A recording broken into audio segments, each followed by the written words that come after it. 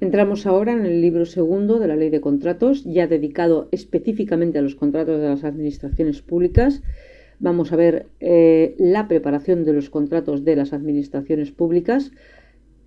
Tomamos como punto de referencia el artículo 115, que nos habla de las consultas preliminares del mercado, y pasamos posteriormente al artículo 116, que ya nos habla del expediente de contratación, su iniciación, su contenido, porque la aprobación se verá en el artículo 117, creo recordar, o 118. No, el 118 es el de los contratos menores. Es en el 117 cuando se procede a la aprobación del expediente. Bien. ¿Cómo se inicia el expediente? Bueno, pues la iniciación del expediente es previa siempre al procedimiento de adjudicación. Se inicia por resolución del órgano de contratación, en la que deberá justificar la necesidad del contrato de acuerdo con lo dispuesto en el artículo 28, ya lo vimos.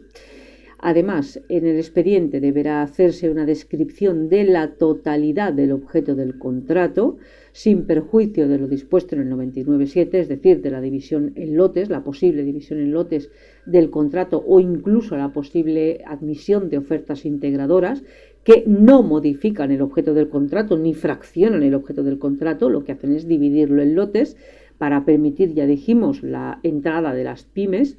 También al expediente se incorporarán el pliego de cláusulas administrativas particulares y generales y las de prescripciones técnicas particulares y generales, que deben estar aprobadas, como dice el artículo 121 y siguientes, al menos antes de la fase A o conforme con ella. ¿Por qué? Porque la fase A se produce simultáneamente a la resolución de aprobación del expediente.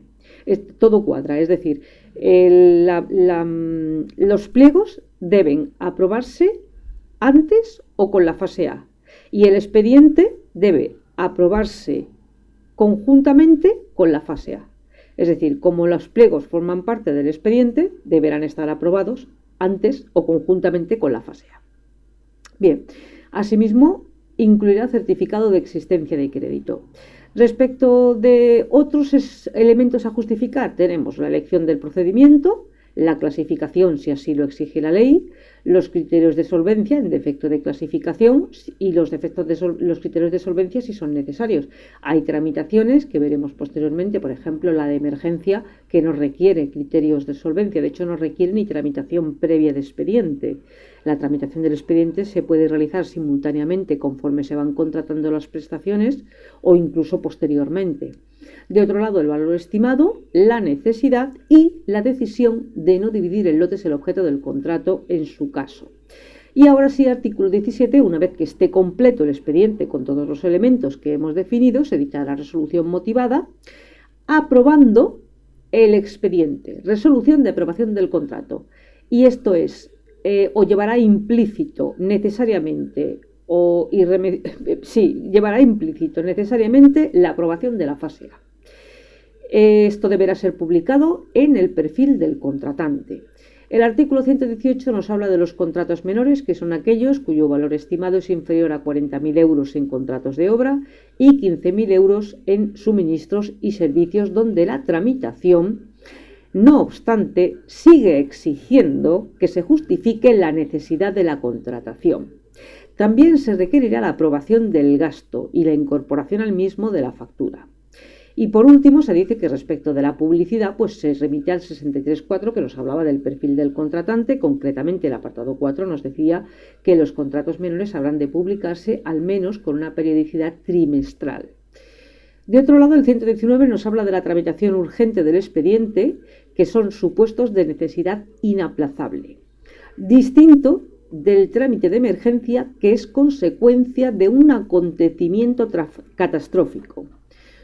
Una necesidad inaplazable es, por ejemplo, que de pronto se ha roto algún escalón y no puede quedarse sin arreglar porque la gente se puede caer en el ayuntamiento. Eso es una necesidad inaplazable.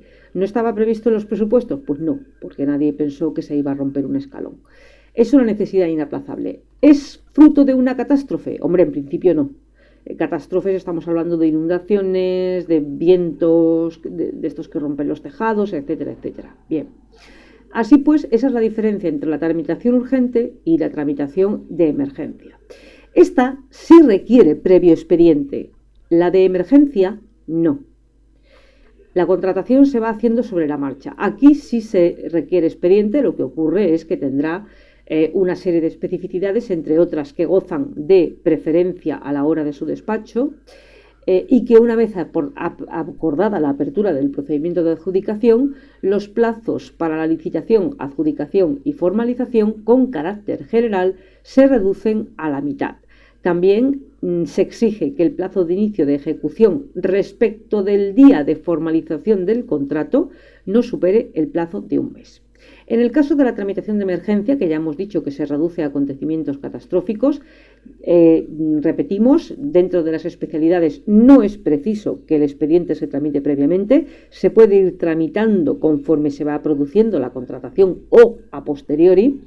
El inicio de la ejecución de las prestaciones no podrá demorarse más de un mes porque es que si no, no había emergencia. ¿De acuerdo?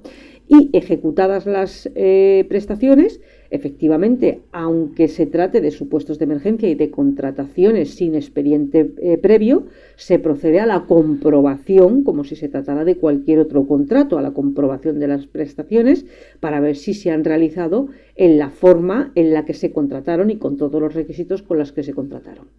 Respecto de los pliegos de cláusulas administrativas y de prescripciones técnicas, están en el 121 al 124. Se describen las generales y las particulares.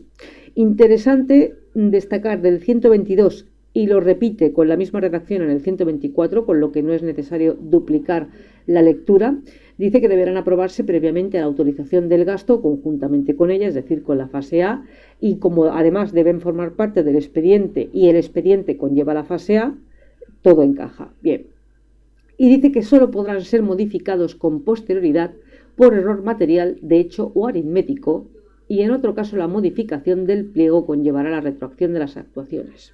Ojo con este párrafo, mejor dicho, el 1 infine, porque en el 136 que habla del plazo para la presentación de proposiciones, se dice que en el caso de que hubiera modificación de los pliegos, debería aumentarse o incrementarse el plazo de presentación de las proposiciones, pero en ningún momento se hace referencia a la retroacción de las actuaciones. Ahora lo veremos. Probablemente yo no lo he entendido correctamente, alguno de los dos artículos se me ha perdido, pero yo encuentro una aparente contradicción, porque si realmente vamos a modificar los pliegos, como dice el 136, lo que me está requiriendo el contratista o lo que me va a requerir no es que le amplíe el plazo de presentación de proposiciones, es que retrotraiga las actuaciones. Bien, vamos a ver el artículo 100, bueno, no los vamos a ver, los mencionamos. El 123 habla de las prescripciones técnicas generales, el 24 de las particulares, y a partir de aquí ya pasamos al 131, creo recordar, que nos habla de los procedimientos de adjudicación. Así es. Con carácter ordinario se utilizarán una pluralidad de criterios, pueden ser automáticos y pueden ser subjetivos, dependiendo del tipo de tramitación o del procedimiento de adjudicación, y se utilizará preferiblemente el procedimiento abierto o el procedimiento restringido. Los contratos menores se pueden adjudicar directamente a cualquier empresario con capacidad profesional y habilitación profesional, capacidad de obrar y habilitación profesional en los términos establecidos en el 118. A partir de aquí es cuando llegamos al 134, que es un artículo que me parece interesante, más que por la exigencia de publicidad que se exige a las administraciones públicas respecto de lo dicho en el artículo 8 de la Ley 1913, cuando se dice que se deberá hacer público los proyectos de contrato de obra o los proyectos de contratos o las contrataciones que pretendan llevar a cabo durante ese ejercicio e incluso durante ejercicios posteriores, como exigencia de publicidad. Yo creo más importante el apartado 7, donde se dice que el anuncio previo, es decir, el hecho de que la administración contratante realice un anuncio previo de acuerdo con lo dispuesto en el artículo 134 de la Ley de Contratos y en el artículo 8 de la Ley 1913, permite reducir los plazos para la presentación de proposiciones en los abiertos y en los restringidos. Así pues, se agiliza el trámite de contratación. El 135 ya nos habla del anuncio de licitación propiamente. Este debe hacerse en el perfil del contratante sí o sí, y luego, si se trata de contratos de la AGE, además en el Boletín Oficial del Estado, y si se trata de contratos superiores al umbral SARA, en el Diario Oficial de la Unión Europea. He aquí el 136, que nos habla de los plazos de presentación de solicitudes, que yo contrastaba con el artículo 122 o 121 de los pliegos administrativos particulares. En principio, el plazo de presentación lo fija el órgano de contratación. No obstante, la ley fija un plazo mínimo que no puede ser reducido por el órgano de contratación, sí ampliado. Los órganos de contratación deberán ampliar en dos supuestos. El primero de ellos es el apartado 3 del 138, que nos habla de una solicitud de información imprescindible para realizar la proposición, y esa información no se ha facilitado en plazo, con lo cual los empresarios no han podido realizar correctamente la proposición y entonces no pueden presentarla. ¿Qué ocurre? Que en este caso debe ampliarse el plazo porque debe suministrar la información que en su día se le pidió, y ahora sí los contratistas ajustarán su proposición a la información que se les ha ofrecido tarde, pero se les ha ofrecido. Pero el otro supuesto es el siguiente: que se introduzcan modificaciones significativas en los pliegos de contratación, de acuerdo al 120, si es que lo dice aquí, 122 y 124. De acuerdo a estos artículos, lo que debe hacerse en este momento es la retroacción de actuaciones. Pero según el 136, lo que debe hacerse es una mera ampliación del plazo para la presentación de proposiciones.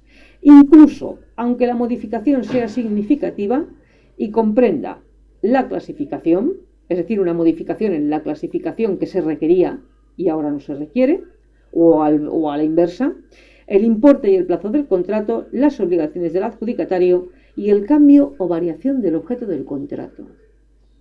Te están modificando el objeto del contrato en el plazo de presentación de proposiciones, y lo único que se hace es exigir una ampliación del plazo de presentación de proposiciones. Pero no se exige retroacción de las actuaciones. Bien, el 137 nos habla del supuesto contrario, que es aquel en el que se pueden reducir los plazos de presentación de proposiciones, pues en principio en la tramitación urgente. Respecto al artículo, a lo dicho en el apartado 2 del 119, ya lo veíamos, tramitación urgente, y aunque no lo diga aquí, tramitación de emergencia. Lo que ocurre es que en la tramitación de emergencia ni siquiera hay plazo de presentación de solicitudes, porque no hay expediente previo. Entonces, en el 120 de contratación de emergencia no lo dice, no porque la ley lo obvie, sino porque es que como no hay plazo de presentación de proposiciones, porque la contratación se hace de forma directa, pues no es necesario mencionarlo. Simplemente en el caso de la tramitación urgente, que aquí sí se producirá una reducción de los plazos para la presentación de licitaciones, para la adjudicación, etcétera, etcétera. Ya lo vimos en el 119. El 138 es en el apartado 3, donde se habla de esa solicitud de información adicional, que era una de las causas que podía dar lugar a la ampliación del plazo para presentar las solicitudes. Y ya pasamos, si no me equivoco, a los procedimientos de adjudicación, que recordamos que el artículo 131 nos decía que deberían utilizar, en principio lo deseable era que utilizaran una pluralidad de criterios, y en principio los procedimientos preferidos por la ley eran el abierto y el restringido. Esto está en los artículos vamos a ver si doy con ellos, 156, el procedimiento abierto, y luego tenemos el 159, que sabéis que habla del procedimiento simplificado, y concretamente en el apartado 6 del llamado supersimplificado. Vamos a ver el procedimiento abierto. Es muy sencillo, es aquel procedimiento en el que todo empresario puede presentar una proposición, quedando excluida toda negociación. El plazo para la presentación de las proposiciones en los contratos con umbral SARA no podrá ser inferior a 35 días para obras, suministros y servicios, y 30 días para las concesiones. A partir de aquí vamos al 159, que nos habla del procedimiento simplificado, que solo es posible para contrato de obras, suministros y servicios, no incluye las concesiones porque tienen una tramitación más compleja, y se exige que se cumplan las dos condiciones que se van a mencionar, las dos.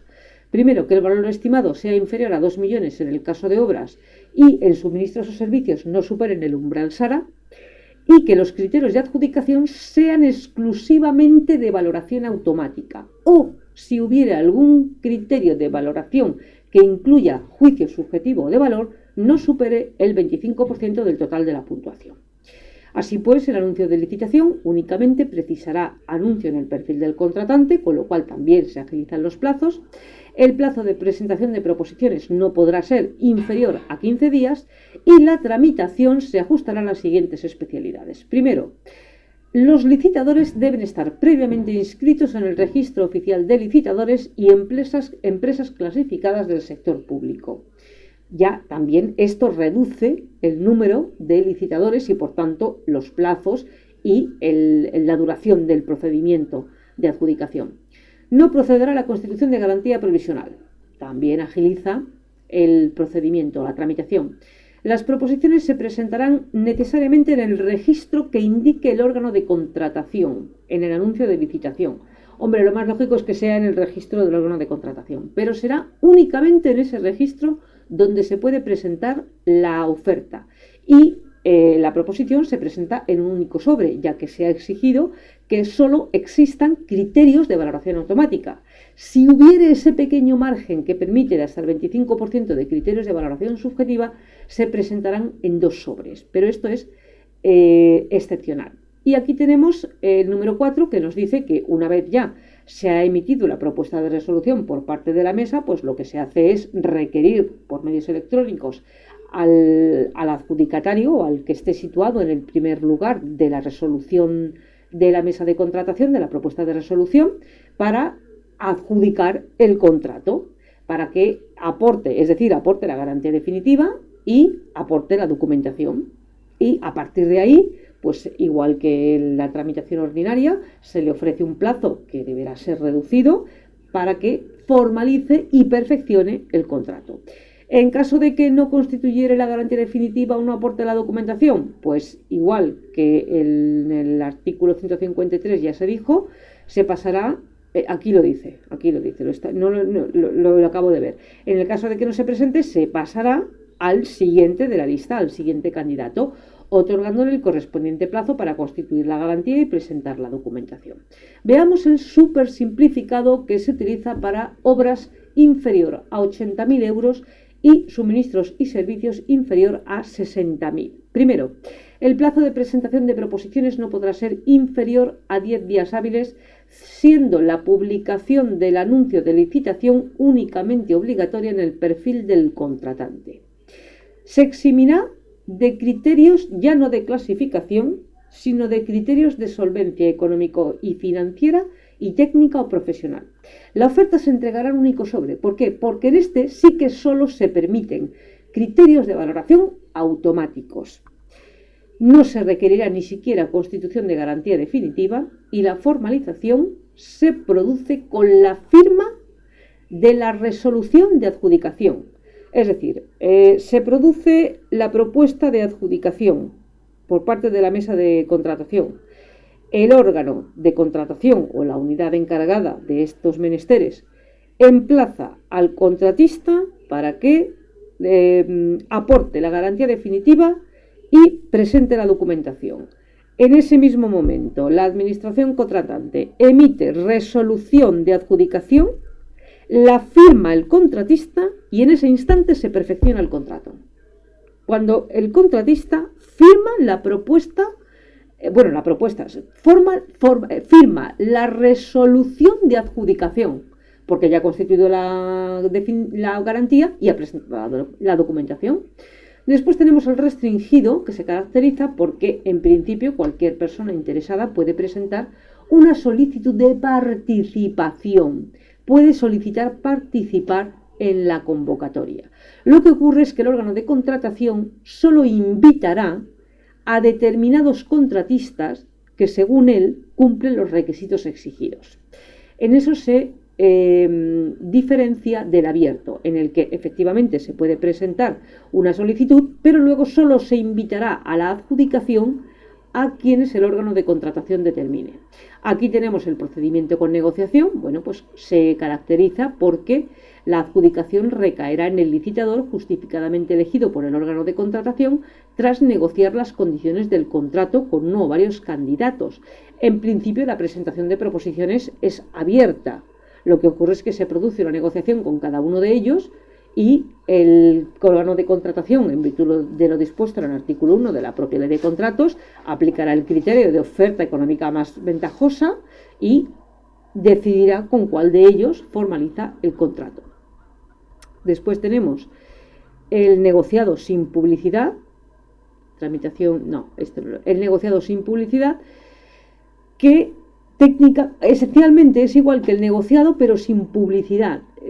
Los supuestos, pues cuando el anuncio de licitación se dé alguna de las situaciones que establece el 168 y lo tramitaran con arreglo a las normas, viene a ser aquellos en los que únicamente participe un candidato, la mesa de contratación, en su defecto el órgano de contratación, siempre y cuando sea posible, deberán negociar con él los términos que se señalan en el 169.5. Después está el diálogo competitivo, yo apenas ni lo mencionaría, y el procedimiento para la asociación para la innovación. Y con esto se concluyen los procedimientos de adjudicación.